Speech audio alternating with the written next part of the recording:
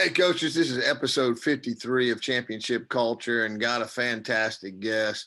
Benny Ellison is a veteran offensive coordinator and track coach at Donna North High School in South Texas.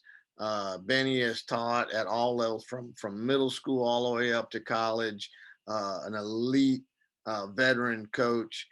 Been a part of over, I think, 5 different turnarounds where they took a losing program and turned them into a championship program.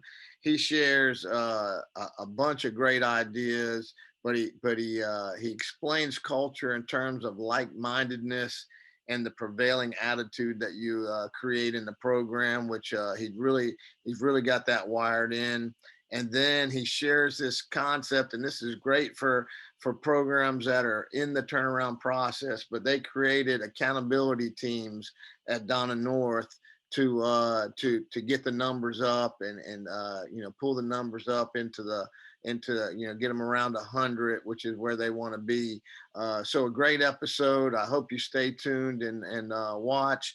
And please subscribe and like and share and spread the word about this podcast. And of course, we post it on YouTube also. Thank you, coaches.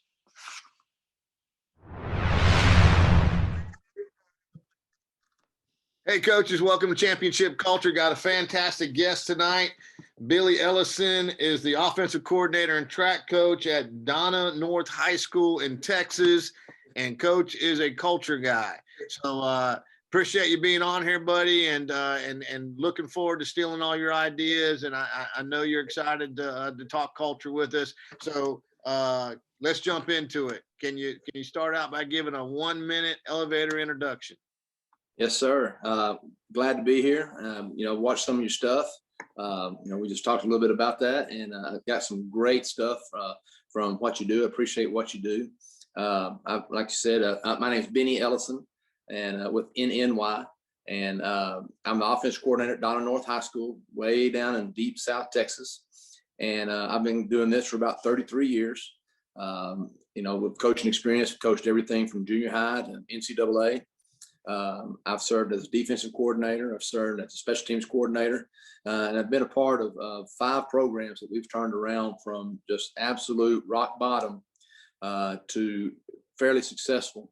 And every single time it was about culture. And so I've really kind of, culture is kind of one of those catch terms right now going on, and everybody talks about culture. And I think it's something that football coaches have always done, just never tagged it with a name. But now that when you start looking at it, I mean, culture is what it's about. I mean, you have to create a culture that breeds success. So you and I are both old enough. We remember when they didn't call it culture. I guess they called it team building back in the day, or just program building. But for you, question number 2 is, how do you define culture in your program? Well, like I said, culture is one of those terms that's thrown around quite a bit. And so when you start talking about what culture is, for us, it's just the ideas that we want to put together that are going to create like-mindedness, and a prevailing attitude. And we talk to our kids all the time that winning or losing or success and failure is a byproduct of the culture that we create. When you start talking about the prevailing attitude inside a program,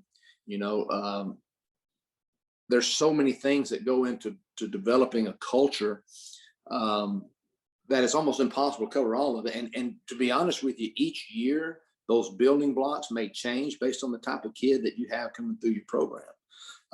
And so even though we have the same focus and the same ideas and the same parameters, I guess, that we move through each year, we want our older kids to teach our younger kids, but sometimes those younger kids come from completely different backgrounds. We have a little bit of mobility in our student population. And so as those younger kids come up, maybe one of the pillars changes. for a couple years, or you start to, or even us going to clinics and learning more, talking to people like you, talking to people around the country about how they build culture, and you find a more efficient way, or something that makes sense even a little more than what you had previously. And so it's all about the prevailing attitude of our guys. And I guess we have kind of a rallying cry. What we really try to push is I guess the comment would be, it's bigger than me. You know, that you know, some people have the culture of it's us versus the world, and some people have the culture of win at all costs, or going to push to win, or, you know, there's a lot of ideas. But for us, what we've been most successful with is just having that culture of this is bigger than me. One of the things we did this year to kind of push that was at our spring game, we charged admission, and it was 3 non-perishable food items per entrant. And so I think we collected about 500 cans of food that we took to a local church, to a food bank, and restocked the food bank.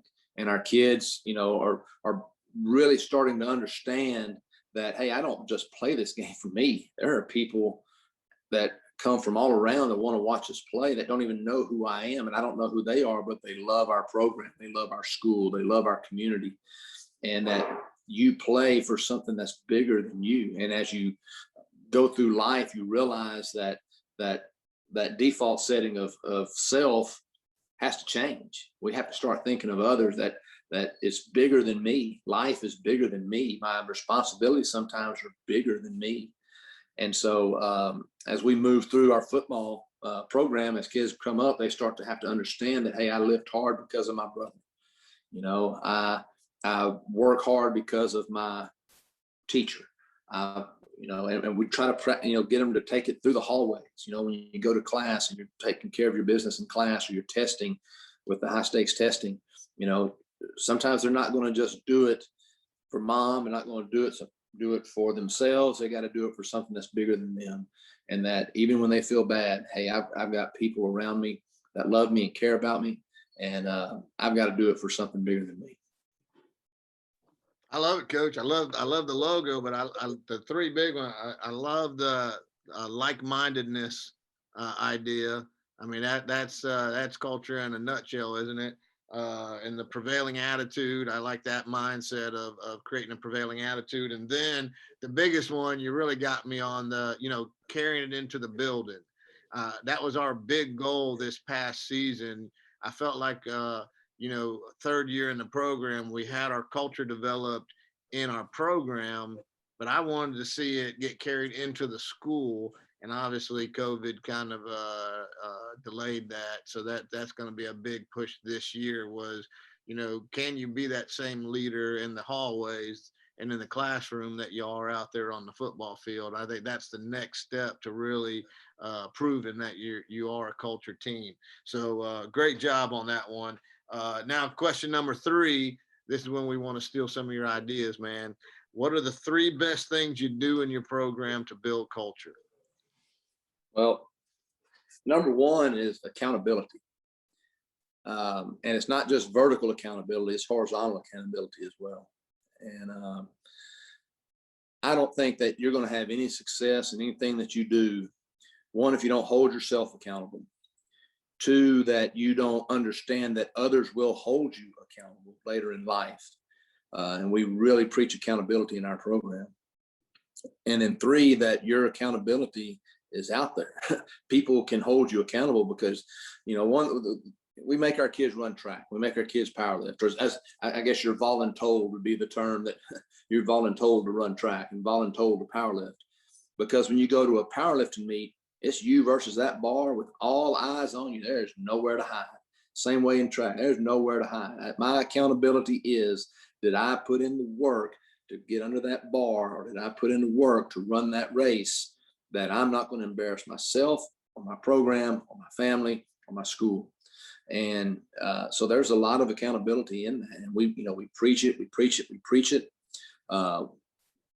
We preach it across to all coaches. One of the things that we started doing is we have accountability teams. COVID was and you start looking at the positive things that came out of COVID, And I've always been, had accountability teams and things like that. But one of the things that we had to do was we finished this season and we were on a really strict lockdown, really strict parameters that we had to mitigation plan. We finished the season with 32 kids in a 6A program. We've got over 3,000 or about 3,000 students in our high school. We finished the season with 32 kids because at the beginning of the year, this was our first year coming in. At the beginning of the year, they told us you can give us a list of 60 kids. And we didn't know any of them. We didn't know any of the kids. And we'd seen some film. We knew who our guys were, but as far as bringing people in, we had no contact information, nothing. And so we were able to get about 50 kids to start the year. And some of those kids were fringe type guys. Some of them had to pull out because mom and dad maybe knew somebody that got sick and they got scared and they pulled them out. And so when the season ended, we thought, holy cow, we had of those kids, I think there were 20 of them that were seniors. So we had 12 kids coming back off that team. And so we went in and every coach had to go shake the trees, if you will, and had to build their accountability team. They had to go call kids and get them to commit to be on their accountability team. So every coach had to find 10 kids. And they were responsible for getting those kids to the school, making sure they kept their grades, making sure that they called them every morning, checked in with them. Most of our kids were virtual, and kind of a little sidebar to all this. I'm sure y'all probably, if you were part of the virtual school, you lost a lot of kids. They just weren't getting up, they weren't signing in, they weren't doing anything. And you couldn't call, you couldn't contact them. And we lost a ton of kids. Grades were atrocious. That's a whole nother conversation. But our coaches were finding those kids, contacting those kids, building relationship with those kids so that they could then hold those kids accountable. And then I kept a chart of all the teams, and they got points based on certain things. And then I would send that chart out to all the coaches so that everybody could see who was scoring the points and who wasn't doing such a good job with their team. So the accountability then moved across in a horizontal manner rather than just top down. And when the kids see that everybody's accountable, it's a little easier for them to take the correction, to take the accountability that comes from a coach, because as that coach builds that relationship, one of the things that I would talk to the kids about, I would say, listen, if you're not doing your job and taking care of your business, your coach gets in trouble. And they're like, really? I said, yeah, your coach is going to get in trouble if you're not doing your part. And as that coach builds a relationship, that kid doesn't want to get their coach hurt, don't want their coach to get in trouble. And so you start to see things start to roll in the right direction. And so accountability by far is, I would say, is the most important thing in building culture, holding everybody accountable. The next one is intentionality. Everything that we do is intentional, from the music in the weight room to the skill building that we do, to the character lessons. Everything that we do points in the direction of it's bigger than me. We want our kids that when they just get bombarded with it from the time they get in, that they have to really focus up, that they really have to pay attention to what's going on. And that everything, like when we play our music in the weight room, we know that these are the songs that our kids will listen to pregame, because it'll make them think back to that hard work. And you know how music is in our memory, and smells and things like that in our memory, how it triggers certain emotions. And that's what we want. We want to be intentional with everything that we do, so that when something happens in their life, they can fall back on, hey, it's bigger than me. When they're getting ready to play a game, or they're tired in a game, or it's the fourth quarter and you're just getting your brains beat in, or whatever. Hey, I got to play every play hard because it's bigger than me. And so it just, and the intentionality of everything that we do is to create that atmosphere and to create that culture that there's a comfort in it, and that's one of the things I learned this year is when you have a culture that is really built around these things, that the kids take comfort in knowing that, hey, I got a place I can go. I got a place that I can be, and I got I've got memories. I've got building blocks that are going to help me be successful. And then the last thing is the modeling, the repetitiveness, the education. I guess I know that's three things in one, but they all kind of mold together. At the end of the season, one of the things that I said a couple times to all the coaches was, hey, the kids just don't need an off season. Our coaches need an off season.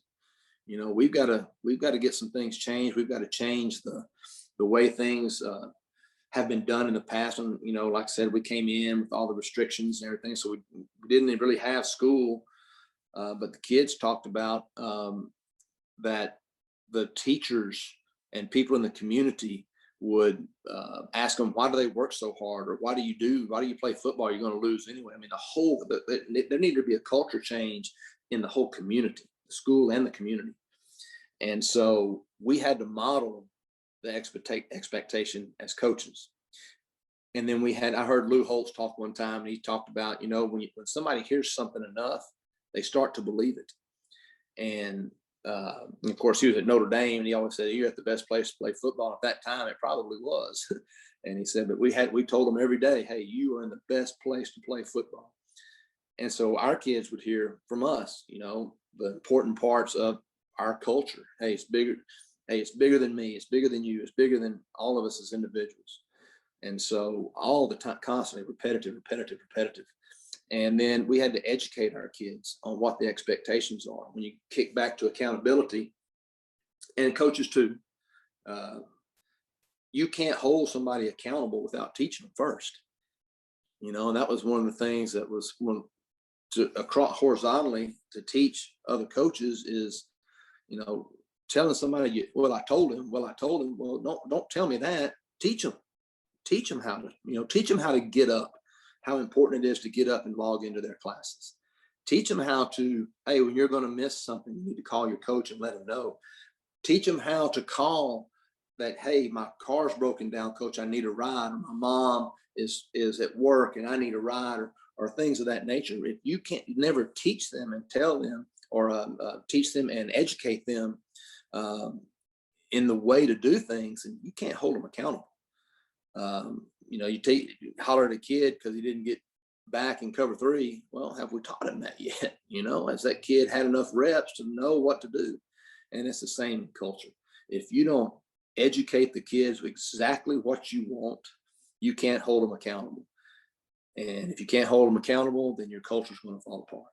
And so you have to teach them. You have to give them reps in everything that you do. And so those are some of the things that we really focus on to try to help develop our culture. I love it. On your accountability teams, did those break down by position, or did you try to spread it across positions for the coach? How did you work that? This summer it'll be by position as we start, but we want our coaches to know all the kids. And so it was actually kind of funny to watch because it was almost like a draft or college recruiting. I said, think of yourself as a college recruiter. I had a list of all the kids that had played or had made interest. We were able to do some things during football season. And I had about 120 kids on the list. And I said, here we go. These are the kids first. But if you can go find them in the hallway and the kids that are coming to school, or you can go get on the phone because you may know somebody who knows somebody who knows somebody. Don't just come tell me that this kid's on your team.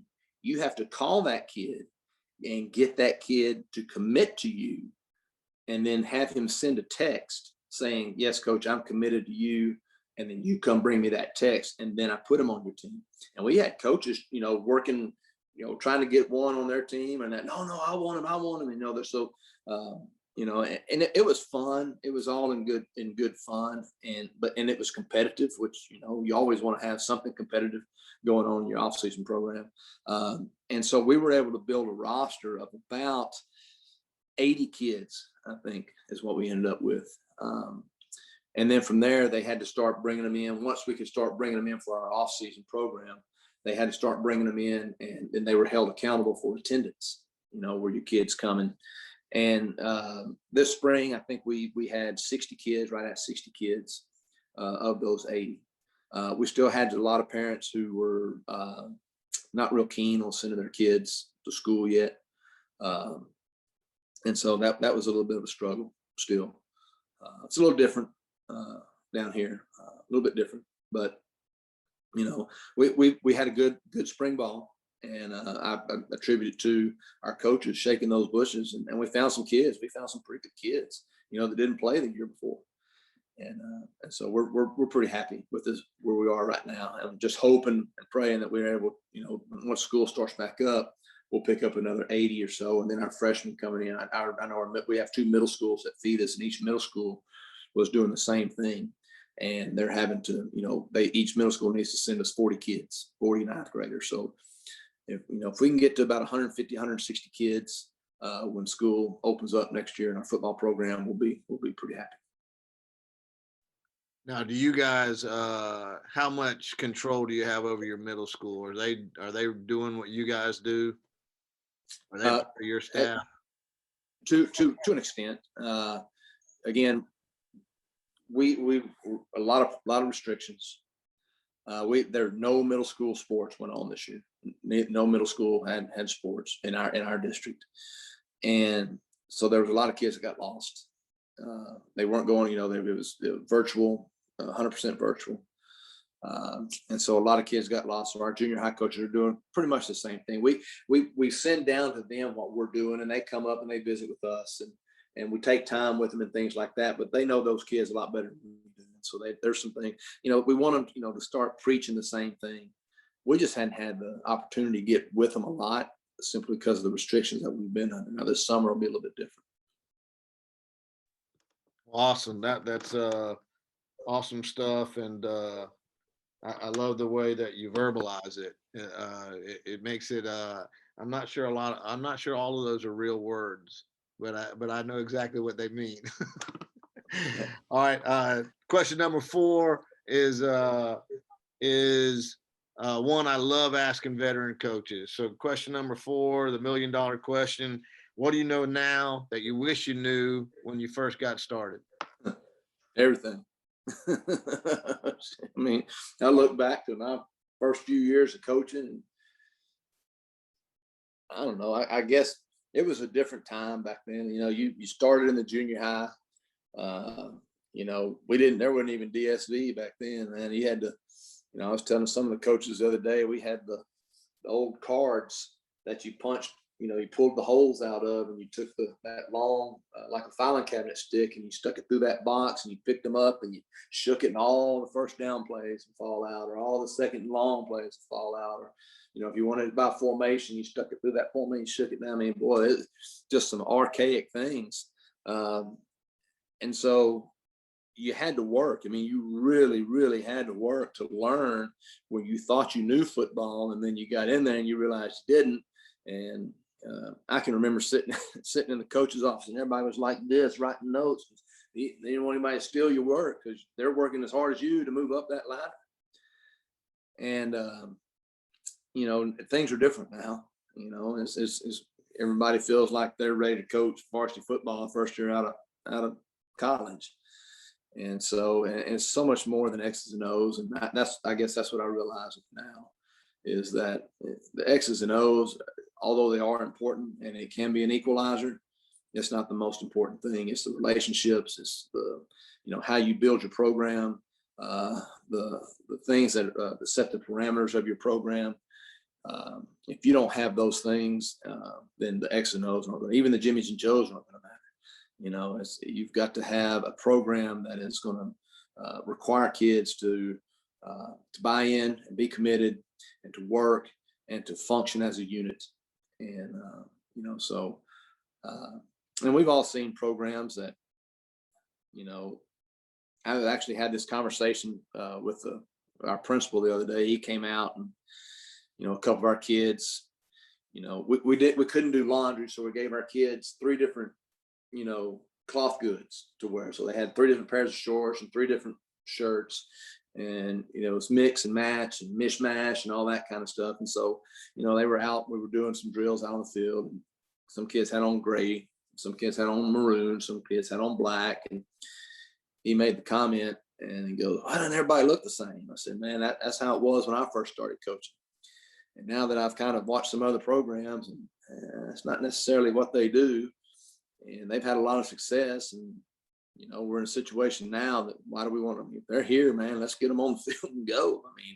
I mean, it's great to all look the same and look great in practice and yada, yada, yada. But so I guess I've kind of mellowed out a little bit on that. You know, I can remember, boy, when boys had an earring in their ear, people threw a fit. And now, I mean, why am I going? That's not, yeah, okay. No, don't even notice it anymore. And so, you know, things have changed. You know, people talk about all the time that kids haven't changed. You know, it's the expectation of kids have changed.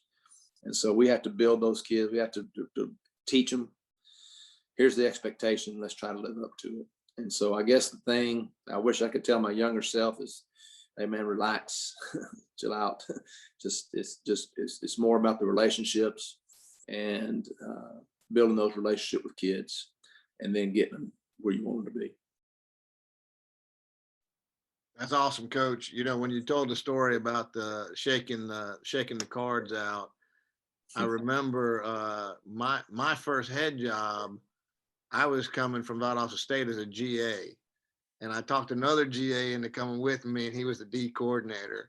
And we had never painted a line in our lives. You know, we get to the first game coming up, and we're out, and all the coaches with it. You know, it's a little rural school, and all the coaches, they're all first year guys. You know, we're the head honchos, and we've never painted a line. They've never painted a line. We're out there putting down these lines. And of course, you can imagine they're crooked. And oh yeah, I had one going from the 10 to the 15. You know, that deal where you mess it up across, and we get done with it, and it's a total wreck. And we're gathered up, and we said, no one will even be able to tell. And about that time, an old guy came across the field. He'd been pulling chains there for 20, 30 years. He walked up and said, you guys screwed this up bad, didn't you? So like the first guy that walked out there knew we had destroyed it. So eventually got better. We eventually learned how to put a line down, but it was, you gotta stretch that string really tight. Yeah. We were talking about using diesel the other day, how we would, you know, we diesel the tees on the game field where the lines went, and then we on the practice field, you diesel the whole line. Oh yeah. Boy, you did that today, you'd be in so much trouble. But, oh yeah, all those old school ways. There's still a few places you can get away with diesel in the lines, but you just can't tell anybody. Well, Coach, you did fantastic, man. I know you guys are going to get it turned around there quick, just because of the intentionality of your plan, and it sounds like you got a bunch of coaches that are all in, and they're doing the little things right to get the numbers up. And you know, I can't wait to see you guys how successful you are in the next few years. Question number 5 is, can you give your contact information, and then anything you want to promote, or just you have the last word? Yeah, I was going to pull it up onto my little whiteboard, but I don't know what's going on with my iPad right now. I can't get the whiteboard on. So my email address is Ellison, ELLISON B 1987 at yahoo.com. And then I can't even remember my own Twitter handle. I think it's on Facebook. It's Benny Ellison. And then my Twitter handle, I think, is Ellison B or B Ellison Coach OC. Let me look at it real quick. Ellison _ FB _ OC. Oh, okay. We'll put that in the show notes so people can get up with you. Let's see if I can you see? Can you find my camera? Can't see it. Oh well. That was it. Yeah, Hold it one more time. You almost had it right. Yeah, it's so close. I can't. I can't even find where my dang camera is on here. This is all new stuff to me, man. Old school, you know how it is. So we were laughing the other day about the 8mm. That sound of that 8mm clicking on the fence. You'd be so tired and trying to stay awake, and that clicking in those cold offices. Whew, Well, rough. my senior year in high school, about halfway through the year is when we switched over to VHS. So up until my senior year, we would watch that that film on the reel, and then we Yeah. thought we were big time when we got the VHS tape. I remember that switch there. And don't you miss exchanging film live? It seems I like do. Those, nowadays. yeah, those were some of the best times, man. Driving, at 4 o'clock in the morning after you've been up all night, breaking it down and trying to get things done. And I think back of the old school guys that when I first started coaching, the stories they would tell. Heck, now I'm that guy.